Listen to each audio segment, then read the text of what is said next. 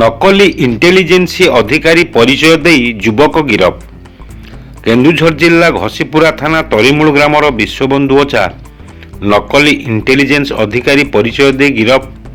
Jajpur road ଥାନା ଗୋପବନ୍ଧୁ ଛକ ନିକଟରେ ଥିବା ଆଇଡିବିଆଇ ବ୍ୟାଙ୍କରେ କେନ୍ଦୁଝର ଜିଲ୍ଲା ଘସିପୁରା ଥାନା ତରିମୂଳ ଗ୍ରାମର ବିଶ୍ୱବନ୍ଧୁ ଓଝା ଆକାଉଣ୍ଟ ଖୋଲି ବ୍ୟାଙ୍କ ମ୍ୟାନେଜରଙ୍କୁ ନିଜ ପରିଚୟ ଦେଇ କହିଥିଲେ କି ସେ ମହାରାଷ୍ଟ୍ର ରାଜ୍ୟ ସରକାରଙ୍କ ଇଣ୍ଟେଲିଜେନ୍ସି ଡେପୁଟି ଡାଇରେକ୍ଟର ଭାବେ କାର୍ଯ୍ୟ କରୁଛନ୍ତି।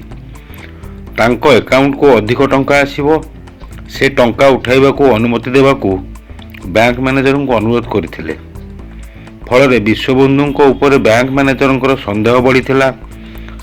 ସେ ତତ୍କ୍ଷଣାତ୍ ଯାଜପୁର ରୋଡ୍ ଥାନା ଅଧିକାରୀଙ୍କୁ ଏ ସମ୍ପର୍କରେ ଜଣାଇବାରୁ ଥାନା ଅଧିକାରୀ କୌଶଳକ୍ରମେ ଅଭିଯୁକ୍ତ ବିଶ୍ୱବନ୍ଧୁଙ୍କୁ ବ୍ୟାଙ୍କକୁ ଡାକି କାବୁ କରିବାରେ ସଫଳ ହୋଇଥିଲେ।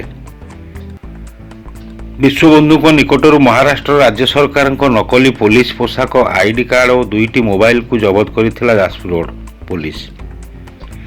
ବ୍ୟାଙ୍କ ମ୍ୟାନେଜରଙ୍କ ଅଭିଯୋଗ ଆଧାରରେ 14/26ରେ ଏକ ମାମଲା ରୁଜୁ କରି ସମ୍ପୃକ୍ତ ଅଭିଯୁକ୍ତଙ୍କୁ ରଗଡ଼ି ଉପକାରାଗାରକୁ ଚାଲାଣ କରାଯାଇଥିବା ଜଣାପଡ଼ିଛି।